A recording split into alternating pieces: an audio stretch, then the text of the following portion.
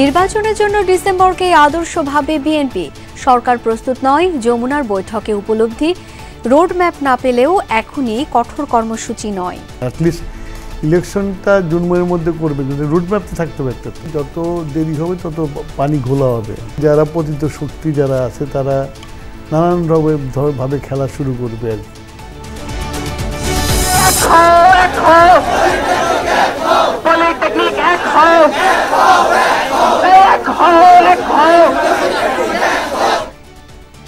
ছয় দফা দাবিতে রাজধানী সহ দেশের বিভিন্ন জায়গায় কারিগরি শিক্ষার্থীদের কাফন মিছিল। দাবি আদায় না হলে আরো কঠোর আন্দোলনের হুঁশিয়ারি।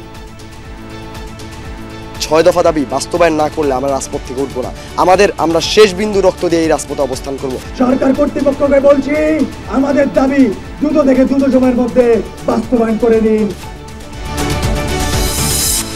শিল্প খাতে দফায় দফায় গ্যাসের দাম বৃদ্ধির সিদ্ধান্তে উদ্বেগ উদ্যোক্তাদের। নতুন বিনিয়োগের জন্য বৈষম্যমূলক বলছে বিডা। ঢাকা ইসলামাবাদ শীর্ষ বৈঠকে দুদেশের স্থবির সম্পর্কে গতি এসেছে, এমনটাই মত বিশ্লেষকদের। বর্তমান সম্ভাবনাগুলোর উপর জোর দেওয়ার আহ্বান। সম্ভাবনার দিকগুলো নিয়ে আপনি সামনে এগোতে পারেন। যখনই দুটো দেশ দেখবে যে তারা পারস্পরিকভাবে লাভবান হচ্ছে, তখনই কেউই চাইবে না যে অতীতের একটা অমীমাংসিত বিষয় রেখে দেওয়ার জন্য।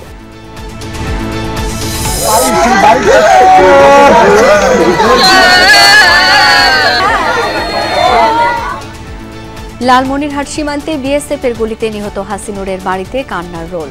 মরদেহ হস্তান্তরের পর রাতে দাফন, ক্ষুব্ধ স্বজন এলাকাবাসী। ভারতীয় বিএসএফ সন্দেহমূলকভাবে তাকে ধরে নিয়ে যায়, তারা নৃশংসভাবে হত্যা করেছে। তারপরে এই লাশ নিয়েও তারা অমানবিক কাজ করেছে। রোহিঙ্গা সংকট নিরসনে আরাকান আর্মি নতুন বাস্তবতা তৈরি করেছে, মন্তব্য পররাষ্ট্র উপদেষ্টার। প্রত্যাবাসনে বড় দেশগুলোকে রাখতে হবে ভূমিকা। আমাদের যে বন্ধু রাষ্ট্র আছে এবং শক্তিশালী রাষ্ট্র যারা আছে, তারা চাপ সৃষ্টি করতে হবে ওখানে যে নতুন ডিসপেন্সেশন আসবে তাদের উপরে। আফগানিস্তানে মার্কিন সেনাদের ফেলে যাওয়া সামরিক সরঞ্জামের অর্ধেকই এখন বিভিন্ন সশস্ত্র গোষ্ঠীর হাতে সংগ্রহ করা হয়েছে তালেবানের কাছ থেকে, বলছে বিবিসি। প্রধান উপদেষ্টা একমত না হলেও নির্বাচনের জন্য ডিসেম্বরকে আদর্শ মনে করে বিএনপি। ঋতু পরিবর্তন, রমজান, ঈদ মিলিয়ে আগামী ফেব্রুয়ারির পর নির্বাচন করার বাস্তবতা দেখছে না দলটি। রোডম্যাপ না পেলেও এখনই কোনো কঠোর কর্মসূচিতে যাবে না বিএনপি। স্থায়ী কমিটিতে সিদ্ধান্ত নিয়ে ধীরে এগোবে দলটি। আরিফিন শাকিলের রিপোর্ট। ছাত্র জনতার অভ্যুত্থানে শেখ হাসিনার পতনের পর থেকে যৌক্তিক সময় নির্বাচনের কথা বলে আসছে বিএনপি। এক পর্যায়ে সরকারও জানায় ডিসেম্বর থেকে জুনের মধ্যে হবে ভোট। আরও সুনির্দিষ্ট রোডম্যাপ পেতে বুধবার প্রধান উপদেষ্টার সঙ্গে বৈঠক করেন দলটির নেতারা। জোর দিয়েছেন ডিসেম্বরের মাসে ভোটের জন্য। বোঝাতে চেয়েছেন নির্বাচন যত দেরি হবে রাজনৈতিক অর্থনৈতিক সংকট তত বাড়বে। ডিসেম্বরের মধ্যে নির্বাচন যদি না হয় তাহলে দেশে যে রাজনৈতিক পরিস্থিতি, অর্থনৈতিক পরিস্থিতি এবং সামাজিক পরিস্থিতি সেটা আরও খারাপের দিকে যাবে। ভোটের রোডম্যাপ না পেলেও বিএনপি নেতারা মনে করেন ডিসেম্বরই উপযুক্ত সময়। তাছাড়া নির্বাচিত সরকারের বিকল্প নেই। ওনাকে বলেছি যে আপনাকে রুটম্যাপটা অ্যাটলিস্ট ইলেকশনটা জুন মাসের মধ্যে করবে, কিন্তু রুটম্যাপ তো থাকতে হবে একটা। তো আমরা রুটম্যাপ চাচ্ছি, এক্ষুনি রুটম্যাপ চাচ্ছিলাম, উনি সেটা দিতে রাজি হন নাই, সেই জন্য স্যাটিসফাইড না। ঈদ আছে, পরব আছে, রোজা আছে, কোরবানি ঈদ আছে, এগুলোর মধ্যে নির্বাচন কেমন হবে? সেই জন্য December is the ideal time. সারা বিশ্ব যেখানে গণতন্ত্রের দিকে ঝুঁকে আছে, সেখানে অগণতান্ত্রিক একটা দেশ টিকে থাকা কি ঠিক? এটা ঠিক না।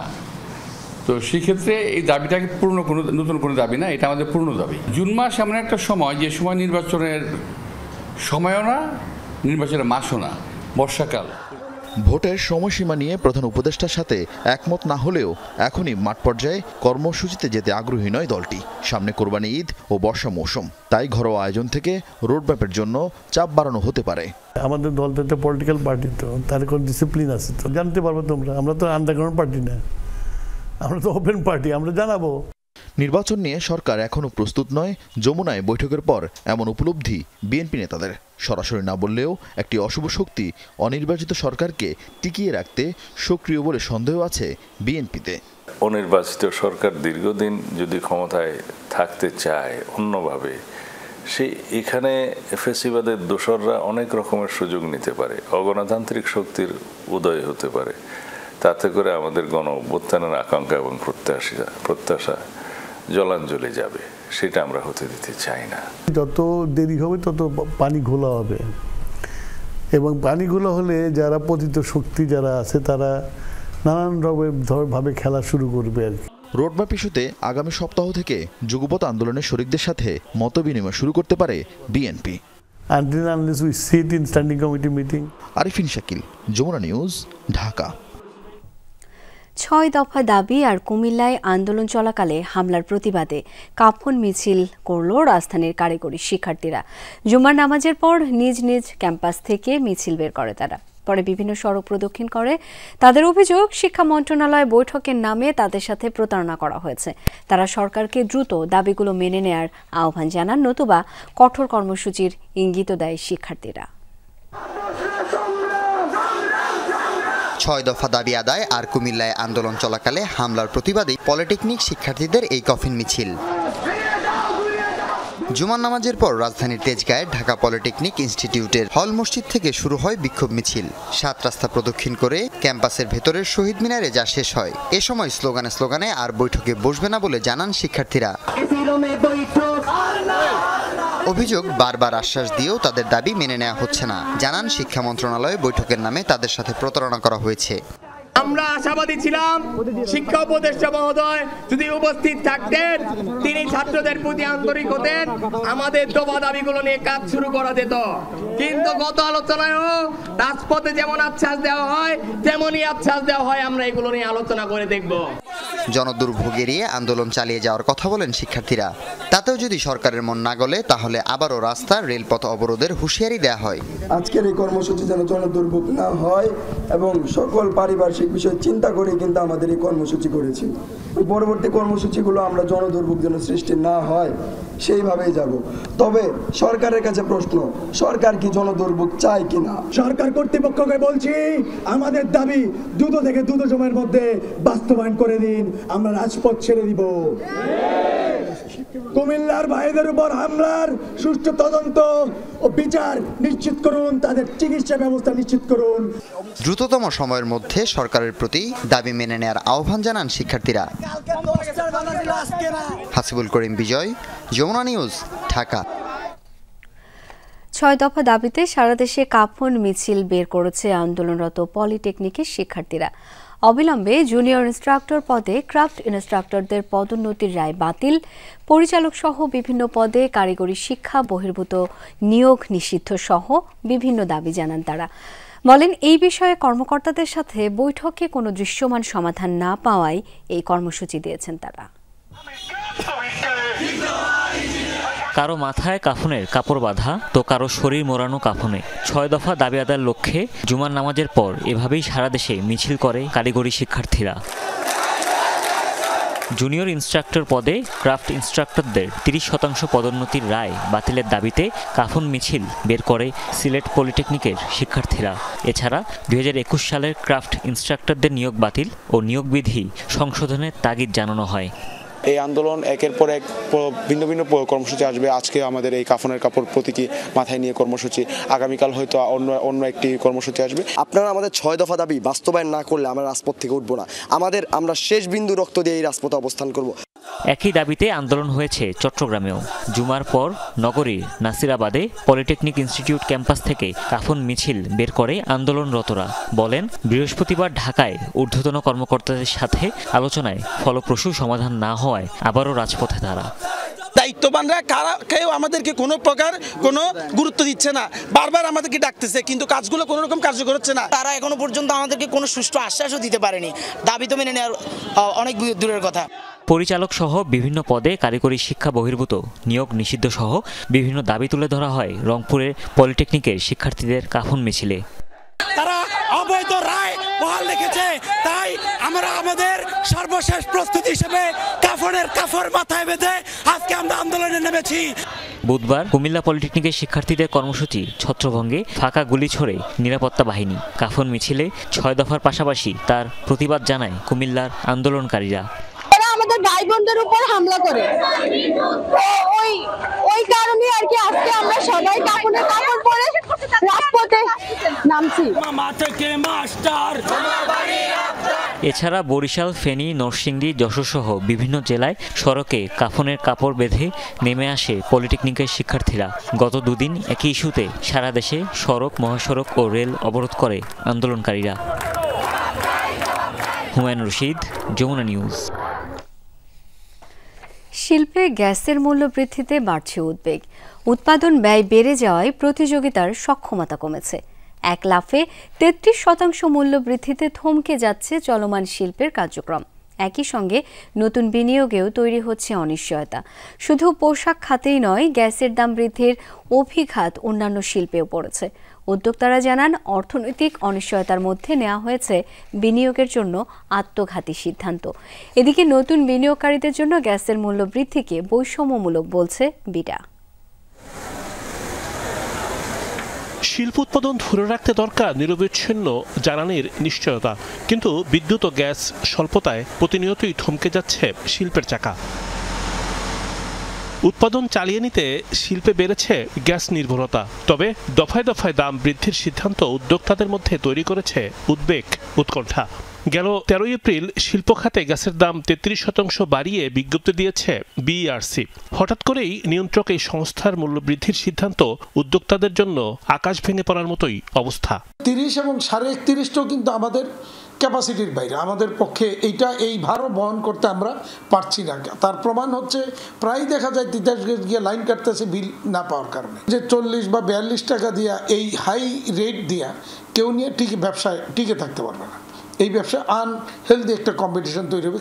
অবকাঠামোর অপর্যাপ্ততা, আইন শৃঙ্খলার অবনতি, অনিশ্চয়তা সহ একাধিক চাপে রয়েছে শিল্প খাত। তার উপর গ্যাসের দাম বৃদ্ধি উৎপাদন ব্যয়কে উস্কে দেবে, বাড়বে প্রতিযোগিতা সক্ষমতা হারানোর শঙ্কা।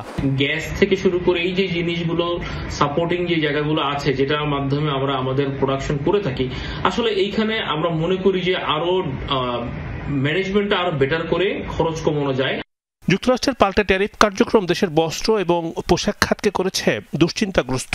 সেই ধাক্কা সামাল দেবার দোলাচলের মধ্যেই গ্যাসের দাম বৃদ্ধির সিদ্ধান্ত এক কথায় শিল্প বিরোধী। অলরেডি ইন্ডাস্ট্রি কিছু সিক হয়ে যাবে, নতুন ইন্ডাস্ট্রি এন্ট্রেন্স আসা বন্ধ হয়ে যাবে, তো তাহলে তো আর ইকোনমি আপনার ড্রাইভ হবে না।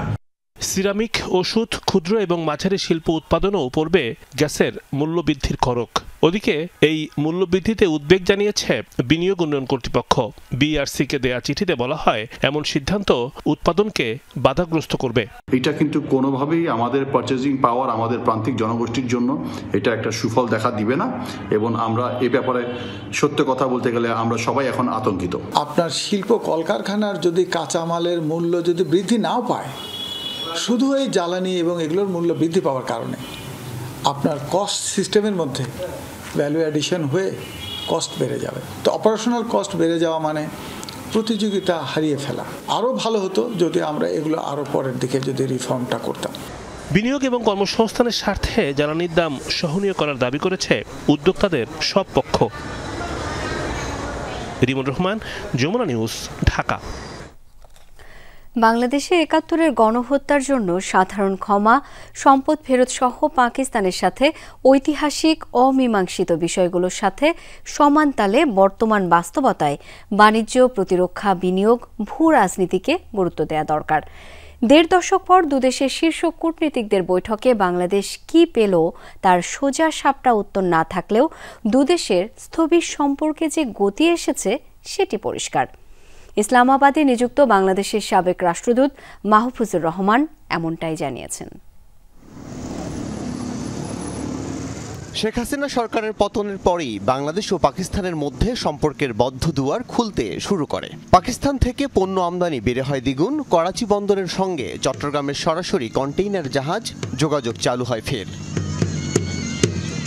দুদেশের মধ্যে সম্পর্ক আরও ঘনিষ্ঠ করতে বাংলাদেশে আসেন পাকিস্তানের পররাষ্ট্র সচিব আমনা বালুচ। বৃহস্পতিবার তার সাথে বৈঠকে কি পেল বাংলাদেশ, সেটি এখন প্রশ্ন। একটা গুরুত্বপূর্ণ দেশের সঙ্গে আমাদের দীর্ঘ 15 বছর একটা কূটনৈতিক স্থবিরতা ছিল, সেই স্থবিরতা আমরা কাটিয়ে উঠতে পেরেছি। ৭১-এর গণহত্যার জন্য সাধারণ ক্ষমা, ক্ষতিপূরণ, ন্যায্যতায় সম্পদ ফেরত এগুলো ঐতিহাসিক অমীমাংসিত বিষয়। বাংলাদেশের পাওনা অর্থ ফেরত দিতে এই মুহূর্তে পাকিস্তানের রিজার্ভের 1/3 খরচ করতে হবে। এমন বাস্তবতায় কতটা এগুবে সম্পর্ক? ক্ষতিপূরণের বিষয়টি, বিশেষ করে তার অ্যামাউন্টটা, এইখানে এটা অতটা গুরুত্বপূর্ণ না। প্রথম গুরুত্বপূর্ণ হলো যে কাজটা আমাদের 54 বছর আগে করা উচিত ছিল, কারণ পাকিস্তান তো পরাজিত শক্তি ছিল, তারা সারেন্ডার করেছে। ওই সারেন্ডারের টার্মসের মধ্যেই আমরা ক্ষমা চাওয়ার বিষয়টি, ক্ষতিপূরণের বিষয়গুলো উল্লেখ করতে পারতাম। এখন পাকিস্তানের পক্ষে প্রথম কাজ হতে পারে যে তারা এটা স্বীকার করা, যে তারা বাংলাদেশে যে যুদ্ধ করেছিল সেই যুদ্ধের কারণে বাংলাদেশে যথেষ্ট ক্ষয়ক্ষতি হয়েছে। সাবেক এই রাষ্ট্রদূত মনে করেন, একাধিক অমীমাংসিত বিষয় থাকলেও দুই দেশের সম্পর্ক এগিয়ে নিতে বর্তমান সম্ভাবনাগুলোর উপর জোর দিতে হবে। এখন অমীমাংসিত বিষয় সামনে নিয়ে আসলে তখন হয় কি, সাধারণভাবে যে সমস্ত বিষয় আমাদের এই মুহূর্তে অগ্রগতি হতে পারে, আমরা মিউচুয়ালি একটা বেনিফিশিয়াল জায়গায় যেতে পারি। অমীমাংসিত বিষয়গুলি একটা ফোল্ডারে রাখতে পারে, কিন্তু সম্ভাবনার দিকগুলো নিয়ে আপনি সামনে এগুতে পারেন। যখনই দুটো দেশ দেখবে যে তারা পারস্পরিকভাবে লাভবান হচ্ছে, তখনই কেউই চাইবে না যে অতীতের একটা অমীমাংসিত বিষয় রেখে দেওয়ার জন্য। আমনা বালুচের সফরের সপ্তাহখানেক ব্যবধানে বাংলাদেশে আসছেন পাকিস্তানের পররাষ্ট্রমন্ত্রী। তিনি একই সাথে দেশটির উপপ্রধানমন্ত্রীও। আপাতত এমন কূটনৈতিক অগ্রগতিকে পুঁজি করে এগুতে হবে বাংলাদেশকে। এগুলো ঐতিহাসিক সমস্যা, এগুলোর সমাধান হয়তো একবারে হবে না। আল আমিন হক অহন, যমুনা নিউজ, ঢাকা। এদিকে বাংলাদেশের সঙ্গে বৈঠকে দ্বিপক্ষীয় সম্পর্ক পুনরুজ্জীবিত করার অঙ্গীকার প্রতিফলিত হয়েছে বলে জানিয়েছে পাকিস্তান। শুক্রবার দেশটির পররাষ্ট্র মন্ত্রণালয়ের ওয়েবসাইটে প্রকাশিত হয় এই বিবৃতি। এতে উল্লেখ করা হয়, বাংলাদেশের রাজধানী ঢাকায় অনুষ্ঠিত এই উচ্চ পর্যায়ের বৈঠক সৌহার্দ্যপূর্ণ পরিবেশে অনুষ্ঠিত হয়। বৈঠকে রাজনৈতিক, অর্থনৈতিক, সাংস্কৃতিক, শিক্ষাগত ও কৌশলগত সহযোগিতা সহ নানা বিষয়ে মতবিনিময় করা হয়। পাশাপাশি দুদেশের অভিন্ন ইতিহাস, সাংস্কৃতিক বন্ধন এবং জনগণের অভিন্ন আকাঙ্ক্ষার উপর জোর দেওয়া হয়। নিউ ইয়র্ক, কায়রো, সামোয়া ও জেদ্দায় সম্প্রতি দুই পক্ষের মধ্যে উচ্চ পর্যায়ের যোগাযোগ নিয়ে সন্তোষ প্রকাশ করা হয়েছে। ওইসব যোগাযোগ দ্বিপক্ষীয় সম্পর্ক পুনরুজ্জীবিত করার ক্ষেত্রে সহায়তা করেছে বলে জানিয়েছে পাকিস্তান। লালমনিরহাটের হাতিবান্ধা সীমান্তে বিএসএফের গুলিতে নিহত বাংলাদেশি যুবক হাসিনুর ইসলামের মরদেহ হস্তান্তরের পর দাফন সম্পন্ন হয়েছে। বৃহস্পতিবার রাতে দুদেশের সীমান্তরক্ষী বাহিনীর উপস্থিতিতে বাংলাদেশ পুলিশের কাছে মরদেহ হস্তান্তর করে ভারতীয় পুলিশ। স্বজনরা জানায়, সীমান্ত এলাকায় ঘাস কাটতে গেলে হাসিনুরকে লক্ষ্য করে গুলি ছোড়ে বিএসএফ, পরে টেনে হিচড়ে নিয়ে যায় সীমান্তের ওপারে। বিএসএফের গুলিতে নিহত হাসিনুরের মরদেহ ফেরতের অপেক্ষায় ছিলেন স্বজনরা। বৃহস্পতিবার রাতে গ্রামের বাড়িতে তার কফিনবন্দি মরদেহ পৌঁছালে কান্নায় ভেঙে পড়েন তারা। স্বজনরা জানান, লালমনিরহাটের হাতিবান্ধা উপজেলার সিঙ্গিমারি গ্রামের হাসিনুর ইসলাম কর্মসূত্রে কখনো রাজধানী, কখনো বা কুমিল্লায় থাকতেন। কয়েকদিন আগে বাড়িতে আসেন তিনি। বুধবার দুপুরের দিকে গরুকে খাওয়ানোর জন্য সিঙ্গিমারি সীমান্ত এলাকায় ঘাস কাটছিলেন তিনি। এ সময় ভারতীয় সীমান্তরক্ষী বাহিনী বিএসএফের একটি টহল দল বাংলাদেশ ভূখণ্ডে অনুপ্রবেশ করে তাকে লক্ষ্য করে গুলি ছোড়ে টেনে হিচড়ে নিয়ে যায় সীমান্তের ওপারে। পরে হাসিনুরের মৃত্যুর খবর পায় পরিবার। 4-5 দিন আগে বাড়িতে আসে, গরুর ঘাসের জন্য সে নদীর পাড়ে যায়। ওখান থেকে তাকে ভারতীয় বিএসএফ সন্দেহমূলকভাবে তাকে ধরে নিয়ে যায় এবং ওখানে গুলি করে। এ ঘটনায় বিজিবি ও বিএসএফ এর মধ্যে পতাকা বৈঠক হয়। পরে বৃহস্পতিবার রাতে দুদেশের সীমান্তরক্ষী বাহিনীর উপস্থিতিতে খারিজা জোংরা সীমান্তের কাছে বাংলাদেশ পুলিশের কাছে হাসিনুরের মরদেহ হস্তান্তর করে ভারতীয় পুলিশ। হত্যাকাণ্ডের বিচারের দাবি জানিয়েছেন স্বজন ও এলাকাবাসী। তারা নৃশংসভাবে হত্যা করেছে, তারপরে এই লাশ নিয়েও তারা অমানবিক কাজ করেছে। রাতেই জানাজার পর হাসিনুরকে পারিবারিক কবরস্থানে দাফন করা হয়। জাহিদ হাসান, যমুনা নিউজ। রোহিঙ্গা সংকট নিরসনে আরাকান আর্মি এখন আরেকটা বড় চিন্তা। তারা কোনো সরকার নয়, তাই তাদের সাথে সরাসরি আলোচনাও করতে পারছে না বাংলাদেশ, আবার তাদেরকে এড়ানো যাচ্ছে না, এমন মন্তব্য করেছেন পররাষ্ট্র উপদেষ্টা তৌহিদ হোসেন। তাই অন্যান্য বড় দেশগুলোকে রোহিঙ্গা প্রত্যাবাসনে চাপ দেওয়ার তাগিদ দিতে হবে। মার্কিন প্রতিনিধিদের এসব বিষয়ে জানিয়েছে বাংলাদেশ। ফরেন সার্ভিস দিবস উপলক্ষে মন্ত্রণালয়ের সার্ভিস একাডেমিতে বর্তমান ও সাবেক কূটনীতিকদের নিয়ে আয়োজন করা হয় এক মিলন মেলার। অনুষ্ঠানে বক্তব্যের সময় পররাষ্ট্র উপদেষ্টা ব্যাখ্যা করেন প্রবাসী কর্মীদের বিদেশ গিয়ে কেন সমস্যায় পড়তে হয়। মন্তব্য করেন সেসব সমস্যার চাপ এসে পড়ে দূতাবাসগুলোতে। আমরা যে শ্রমিকদেরকে বিদেশে পাঠাই, কর্মীদেরকে বিদেশে পাঠাই, তাদের 80% সমস্যা আমরা ঢাকা থেকে তৈরি করে পাঠাই, আর 20% সমস্যার সৃষ্টি হয় মিশনে যাওয়ার পরে। কিন্তু সেই 100% সমস্যার সমাধানের দায়িত্ব কিন্তু আমার মিশনগুলোর উপরে এসে পড়ে। এবং অত্যন্ত স্বল্প লোকবল দিয়ে আমার যদি 50 জন লোক থাকে সৌদি আরবে, আমি কি করে 10 লক্ষ সমস্যার সমাধান করব? কাজে সমস্যাটা যাতে কম হয় সেটা ঢাকা থেকেই শুরু করতে হবে, এটা আমি ইমপ্রেস করার চেষ্টা করছি। সফররত মার্কিন প্রতিনিধি দলের সাথে আলোচনায় দুটি বিষয় প্রাধান্য পেয়েছে বলে জানান উপদেষ্টা। একটি মার্কিন নতুন শুল্ক নীতি এবং অপরটি রোহিঙ্গা প্রত্যাবাসন। তবে রোহিঙ্গাদের ফেরাতে আরাকান আর্মি নতুন বাস্তবতা তৈরি করেছে বলে মন্তব্য করেন তিনি। রোহিঙ্গা সমস্যার সমাধান না হলে যদি ওখানে যুদ্ধ শেষও হয়ে যায় তারপর শান্তি আসবে না, এটা আমি খুব শক্তভাবে বলেছি। এবং বলেছি যে এখন আমরা একটা নতুন বাস্তবতায় আছি।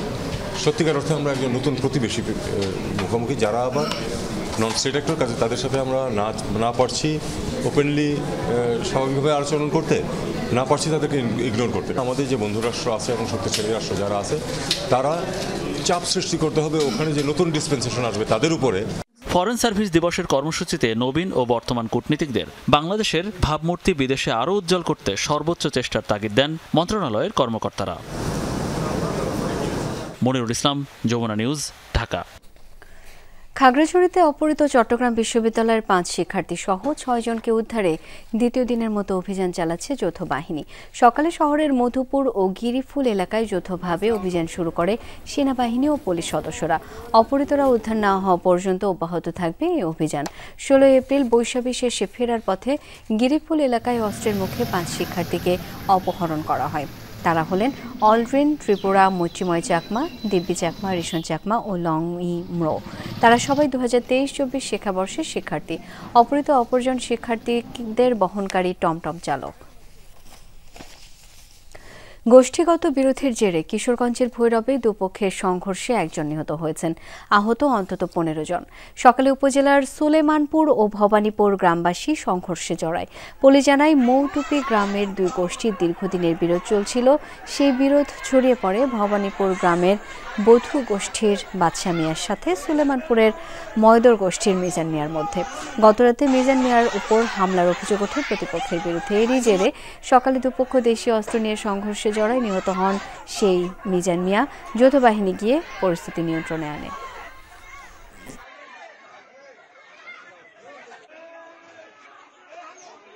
ফিলিস্তিনে গণহত্যা, ভারতে বিতর্কিত ওয়াকফ বিল পাস এবং মুসলিম অধিকার খর্ব করার প্রতিবাদে বিক্ষোভ সমাবেশ ও গণমিছিল করেছে জমিয়তে উলামায়ে ইসলাম বাংলাদেশ সহ বেশ কয়েকটি ইসলামী দল।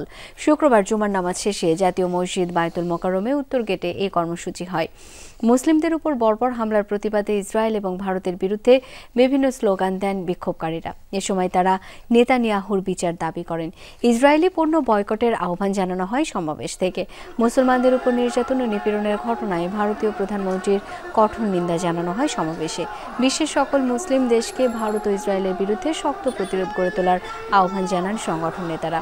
পরে একটি বিক্ষোভ মিছিল বিজয়নগর ঘুরে বায়তুল মোকাররমের সামনে শেষ হয়। এদিকে এই কার্যক্রম ঘিরে বায়তুল মোকাররম এলাকায় সতর্ক অবস্থান নেয় আইন শৃঙ্খলা বাহিনীর সদস্যরা।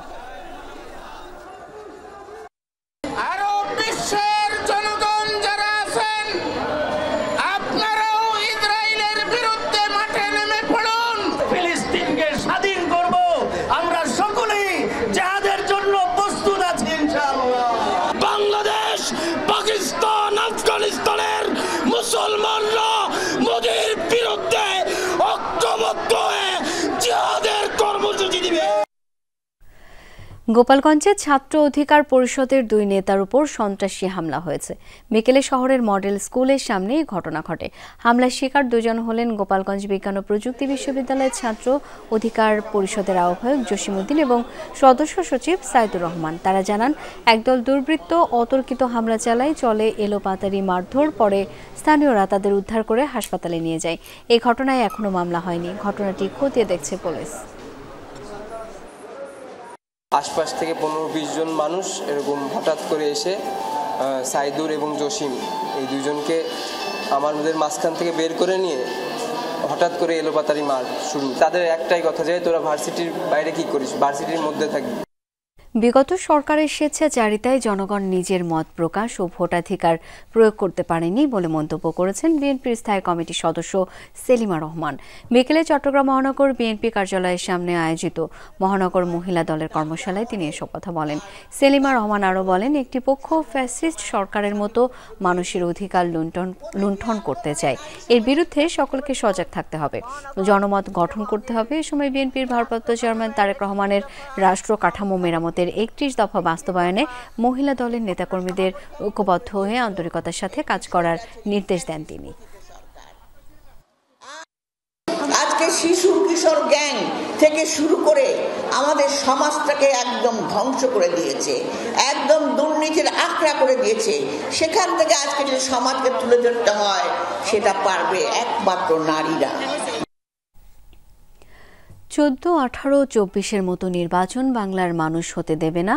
অন্তর্বর্তী সরকার নির্ধারিত সময়ে নির্বাচন করার আহ্বান জানিয়েছেন জামায়াতের সেক্রেটারি জেনারেল অধ্যাপক মিয়া গোলাম পরোয়ার। সকালে কুমিল্লার লাকসাম উপজেলা পৌরসভার কর্মী সম্মেলনে যোগ দেন তিনি।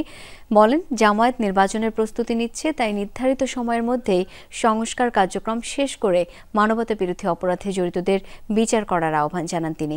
জামায়াত নেতা আরও বলেন, নির্বাচনের ইলেকটোরাল প্রসেস নির্বাচনী প্রক্রিয়া অবাধ, নিরপেক্ষ, নিরাপদ করার জন্য পুলিশ, জনপ্রশাসন, সংবিধানের সংস্কার প্রয়োজন। ন্যূনতম সংস্কার শেষ করে খুনি হাসিনা ও তার সহযোগীদের, যারা দেশকে রক্তের বন্যায় ভাসিয়ে দিয়েছে, তাদের বিচার দৃশ্যমান করতে আহ্বান জানান অধ্যাপক মিয়া গোলাম পরোয়ার। ডক্টর প্রফেসর ইউনূসের নেতৃত্বে অন্তর্বর্তীকালীন সরকার নির্বাচিত জনপ্রতিনিধির কাছে ক্ষমতা হস্তান্তরের লক্ষ্যে, একটি জাতীয় নির্বাচনের লক্ষ্যে আমরা যে অভিযাত্রা শুরু করেছি, তিনিও নির্বাচনের একটি ডেডলাইন দিয়েছেন। আমরা বলেছি, আপনি যে টাইম দিয়েছেন তার উপরেই যেন আপনি ঠিক থাকেন, এর মধ্যেই সংস্কার করে মানবতা বিরোধীদের বিচার করে একটা নিরপেক্ষ নির্বাচন দেন। আমরা নির্বাচনে যেতে প্রস্তুত আছি। গাজীপুরের টঙ্গীতে একটি ফ্ল্যাট থেকে 2 শিশু ভাই বোনের রক্তাক্ত মরদেহ উদ্ধার হয়েছে। বিকেলে আরিজপুর রূপবানের টেক এলাকার বহুতল ভবনের 3য় তলার ফ্ল্যাটে পাওয়া যায় মরদেহ দুটি। নিহতরা হলেন ব্রাহ্মণবাড়িয়ার বাঞ্ছারামপুরের আব্দুল বাতেনের 2 সন্তান, 6 বছর বয়সী মালিহা, 4 বছরের আব্দুল্লাহ। স্বজনদের ভাষ্য, দুপুরে পরিবারের সবাই একসাথে খাবার খান। পরে মা সালেহা বেগম বাসায় ঘুমাচ্ছিলেন, দাদি ও বাবা যান বাইরে। কিছু সময় পর ঘরের দরজা খোলা, শিশুদের রক্তাক্ত অবস্থায় মেঝেতে দেখতে পান বলে দাবি মায়ের। কুপিয়ে হত্যা করা হয়েছে শিশু দুটিকে। এই ঘটনায় বাবা ও মাকে হেফাজতে নিয়েছে পুলিশ। 4 জেলায় সড়ক দুর্ঘটনায় 10 জন নিহত হয়েছেন। এর মধ্যে হবিগঞ্জের মাধবপুরে ট্রাক পিকআপের সংঘর্ষে প্রাণ গেছে 4 জনের। শুক্রবার ভোর রাতে উপজেলার বাখর নগর এলাকায় এই দুর্ঘটনা ঘটে। পুলিশ জানায়, পিকআপটি মুন্সিগঞ্জ থেকে হবিগঞ্জে যাচ্ছিল। পথে বিপরীত দিক থেকে আসা একটি ট্রাকের সাথে সংঘর্ষ হয় পিকআপের। ঘটনাস্থলে মারা যান পিকআপ আরোহী নবীগঞ্জের মোস্তাকিমা আক্তার, আয়েশা বেগম, হাফিজুর রহমান এবং হেলপার মুন্সিগঞ্জের রহিম মিয়া। আহত 5 জনকে ভর্তি করা হয় হাসপাতালে। ট্রাক ও পিকআপটি জব্দ করেছে পুলিশ। আমার আত্মীয় মারা গেছেন মাধবপুরে, উনি কাম করতেন বিলটে ঢাকা। আমরা শুনে আইছি ওরাকে শাস্তার মধ্যে পিকআপ তুলে দিছে স্বামী, মানে সবাই যে লোকের কাছে গেছে, লোকে তাকিয়া সবগুলি মানুষ তুলে দিছে, তুলে দিয়ে বলা হচ্ছে বাড়িতে যাও। এর মধ্যে মানে মাধব দিন এখন কেন অ্যাক্সিডেন্ট হয়ে গেছে। ট্রাক এবং পিকআপ মুখোমুখি হয়। মুখোমুখি হওয়ার পরে ঘটনাস্থলে 4 জন মারা যায়। তার 3 জন হলো একই পরিবারের, আর 1 জন হলো পিকআপের হেল্পার। ময়মনসিংহের ভালুকায় মাইক্রোবাস সিএনজি অটোরিকশার সংঘর্ষে নারীসহ 2 যাত্রী নিহত হয়েছেন। পুলিশ জানায় দুপুরে একটি দ্রুতগতির মাইক্রোবাস নন্দীবাড়ি বাজারে পৌঁছলে বিপরীত দিক থেকে আসা অটোরিকশার সাথে সংঘর্ষ হয়। গুরুতর আহত 4 জনকে হাসপাতালে নিলে চিকিৎসক 2 জনকে মৃত ঘোষণা করেন। আহত 2 জন ময়মনসিংহ মেডিকেলে চিকিৎসাধীন। সিরাজগঞ্জের উল্লাপাড়া নবগ্রাম এলাকায় দিবাগত রাতে ট্রাক ও মাইক্রোবাসের মুখোমুখি সংঘর্ষে 2 জন নিহত হয়েছেন, আহত 1 জন। এছাড়া উপজেলার ব্রহ্ম কপালিয়া এলাকায় ট্রাক মাইক্রোবাস সংঘর্ষে আহত হয়েছেন 2 জন। এদিকে চুয়াডাঙ্গায় বাসের ধাক্কায় প্রাণ গেছে ভ্যানের 2 আরোহীর। ভোরে সদর উপজেলার 9 মাইল বাজার এলাকায় এই দুর্ঘটনা ঘটে। মুন্সিগঞ্জে এক ভয়ঙ্কর অভিজ্ঞতার মুখোমুখি হয়েছেন একটি বাসের যাত্রীরা। দুর্ঘটনায় ছাদ উড়ে গেলেও বেপরোয়া চালক অন্তত 5 কিলোমিটার বাসটিকে সেভাবেই চালিয়ে নিয়ে যান। জনরোষের মুখে এক পর্যায়ে বাস থামিয়ে চালক পালিয়ে যায়। এই ঘটনায় আহত হন 5 যাত্রী।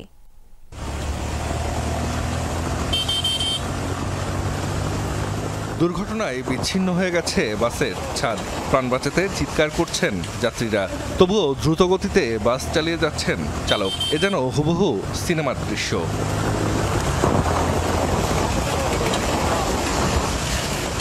বৃহস্পতিবার রাতে ভয়াবহ এই পরিস্থিতির মুখোমুখি হন রাজধানী থেকে বরিশালগামী একটি বাসের যাত্রীরা। ভাগ্যক্রমে প্রাণে বেঁচে গেছেন সবাই।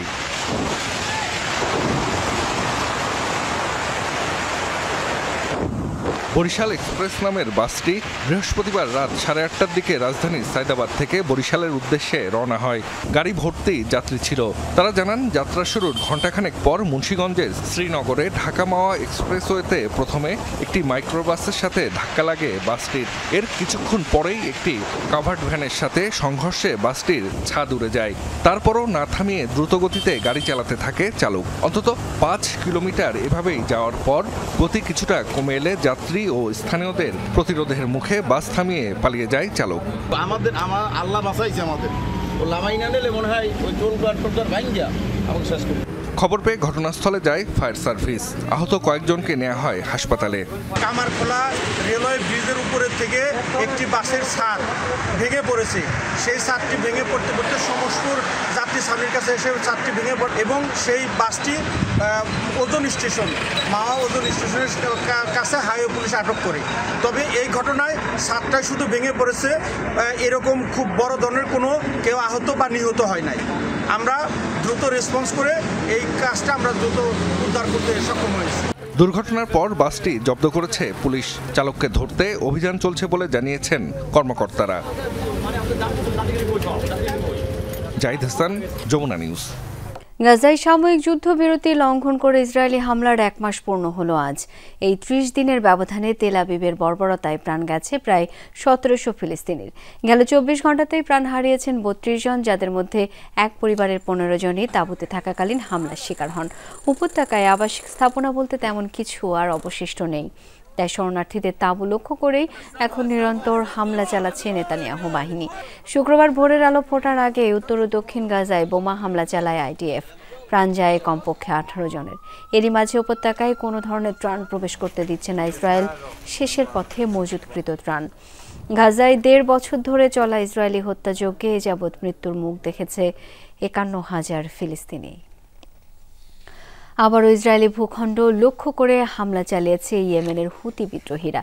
শুক্রবার ব্যালিস্টিক মিসাইল ছোড়ে বিদ্রোহীরা হুতি নিয়ন্ত্রিত এলাকাগুলো থেকে একাধিক মিসাইল ছোড়া হয়, যদিও তা সফলভাবে প্রতিহত করার দাবি জানিয়েছে ইসরায়েলি আকাশ প্রতিরক্ষা বাহিনী।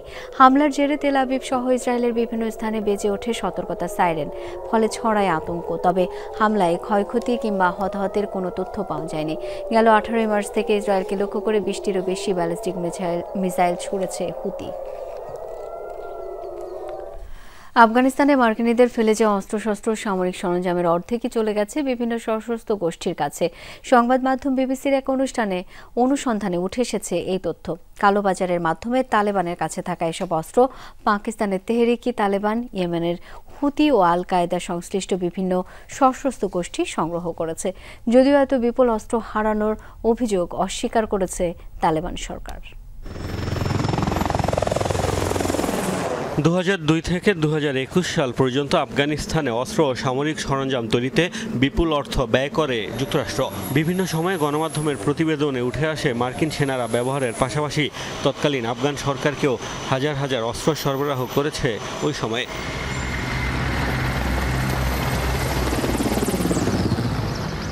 সরকারের পতনের পর যখন তালেবান আফগানিস্তানের নিয়ন্ত্রণ নেয় তখন দেশটি ছেড়ে যায় মার্কিন সেনারাও। সাথে করে সে সময় খুব বেশি অস্ত্র নিয়ে যেতে পারেনি। অবশিষ্ট থাকা বিপুল পরিমাণ অত্যাধুনিক মার্কিন সমরাস্ত্র জব্দ করে তালেবান। পাশাপাশি সে সময় বহু আফগান সেনা আত্মসমর্পণ করায় কিংবা পালিয়ে যাওয়ায় অনেক অস্ত্র ও গোলাবারুদের মালিক হয় আফগানিস্তানের বর্তমান ক্ষমতাসীনরা। জাতিসংঘের তথ্যমতে প্রায় 10 লাখ অস্ত্র ও বিভিন্ন ধরনের যান পেয়েছিল তালেবান। বিবিসির এক অনুসন্ধান বলছে প্রায় 4 বছরে অন্তত 5 লাখ অস্ত্র হাতবদল হয়ে পৌঁছে গেছে তেহরিকি তালেবান পাকিস্তান বা TTP, Islamic movement of Uzbekistan ও ইয়েমেনের আনসারুল্লাহ সহ বিভিন্ন সশস্ত্র গোষ্ঠীর কাছে। এর মধ্যে কিছু অস্ত্র পেয়েছে আল কায়েদা সমর্থিত সংগঠনগুলো। বলা হচ্ছে চোরাচালানো কালোবাজারের মাধ্যমে অস্ত্রগুলো হাতবদল হয়েছে। আবার কিছু অস্ত্র তালেবানের সদস্যরা বিক্রিও করে দিয়েছে। তালিকায় আছে রাইফেল, পিস্তল, রকেট লঞ্চার সহ বিভিন্ন সমরাস্ত্র। প্রতিবেদনে বলা হয়েছে জব্দকৃত অস্ত্রের 20% স্থানীয় কমান্ডারদের রেখে দেওয়ার অনুমতি দিয়েছিল তালেবান। আর এ কারণে অস্ত্রগুলো ব্ল্যাক মার্কেটে সহজলভ্য হয়ে ওঠে। বিবিসির দাবি জাতিসংঘের নিরাপত্তা পরিষদের এক রুদ্ধদ্বার বৈঠকে অর্ধেক অস্ত্রের নিয়ন্ত্রণ হারানোর কথা স্বীকারও করেছে তালেবান, যদিও সংবাদ মাধ্যমটির কাছে একই অভিযোগ অস্বীকার করেছে তারা। মোস্তফা মাহমুদ, যমুনা নিউজ।